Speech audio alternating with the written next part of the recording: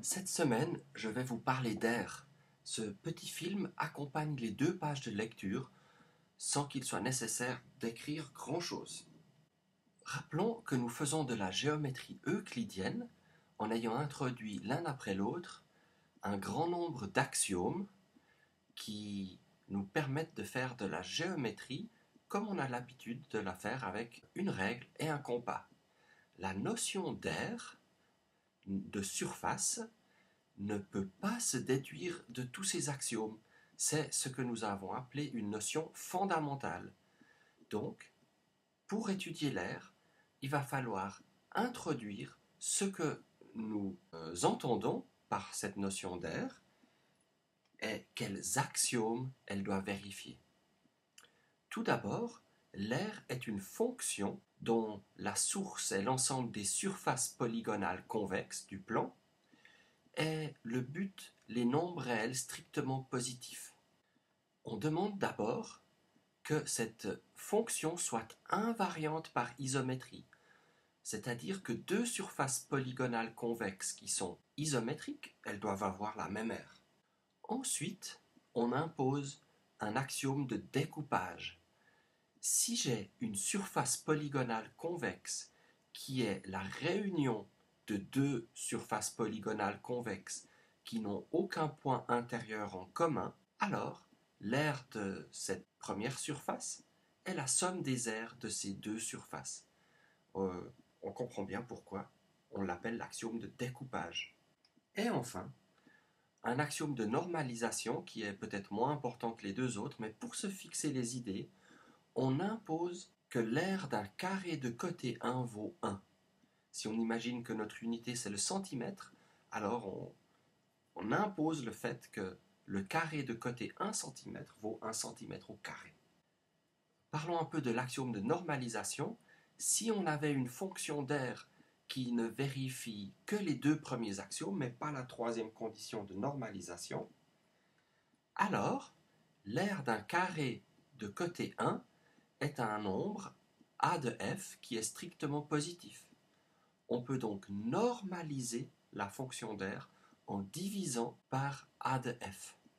La fonction a' qui est obtenue à l'aide de a en divisant par a de f est maintenant une fonction qui vérifie aussi les 2 premières conditions, puisque a le fait, et qui vérifie la troisième condition, l'axiome de normalisation, puisque maintenant a' de f, c'est égal à, par définition, a de f, et je divise par a de f.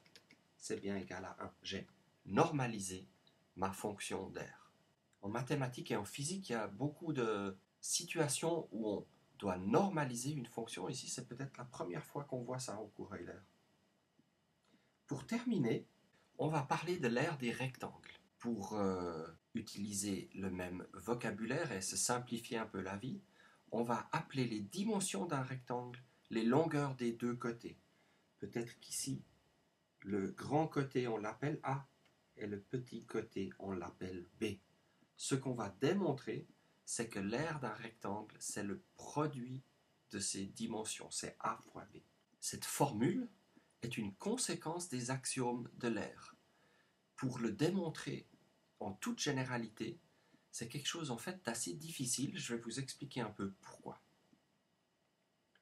Quand les côtés sont entiers, quand les dimensions d'un rectangle sont des nombres entiers, la situation est assez simple. Regardons par exemple ici ce rectangle dont les côtés mesurent respectivement 6 et 4. Ce sont des nombres entiers. Alors, pour calculer l'aire de ce rectangle, à l'aide des axiomes et des axiomes uniquement, on a l'idée de découper ce rectangle en 4 fois 6 petits carrés unités. Alors, l'aire du rectangle, par l'axiome de découpage, c'est la somme des aires de ces 24 carrés. Chaque carré de côté 1 est isométrique à chacun des autres, si bien que l'aire de ce grand rectangle, elle vaut 24 fois l'aire d'un carré f de côté 1 par l'axiome de découpage, et on a aussi utilisé l'axiome d'invariance. Finalement, par la propriété de normalisation, A de f vaut 1, si bien qu'on a compris que l'aire de ce rectangle, c'est le produit de ses dimensions. Alors en fait, ce raisonnement qu'on a fait ici pour un rectangle de côtés 4 et 6, il vaut en toute généralité quand les côtés sont entiers.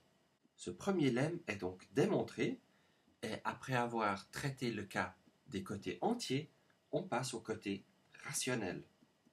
Le même résultat est vrai. L'aire d'un rectangle dont les côtés sont des nombres rationnels, c'est le produit de ses dimensions.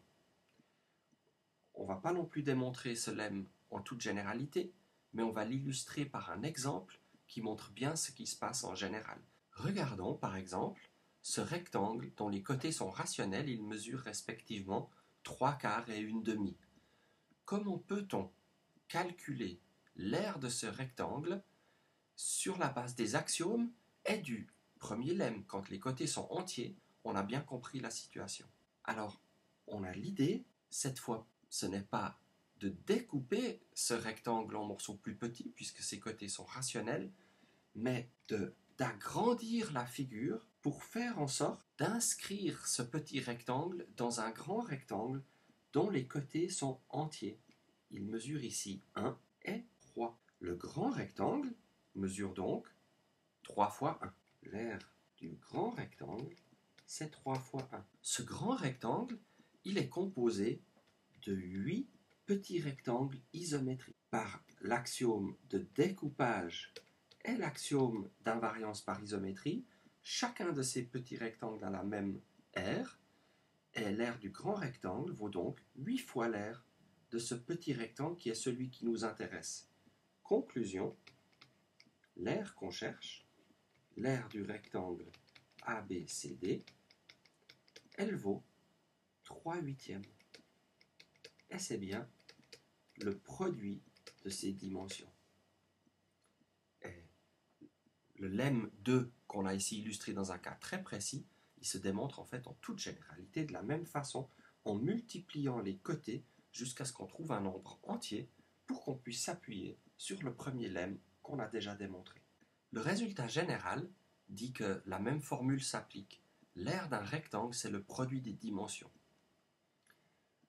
Pour le démontrer, pour des côtés qui mesurent des nombres réels arbitraires, qui ne sont pas forcément rationnels, il faut faire appel à la notion de limite que nous étudierons au cours Euler seulement en 2e année.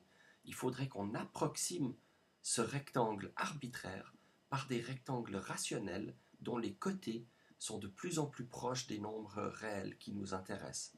Et à la limite, on obtient l'aire du rectangle. On reviendra brièvement là-dessus, et puis on étudiera au cours l'aire d'autres surfaces polygonales convexes. À mercredi.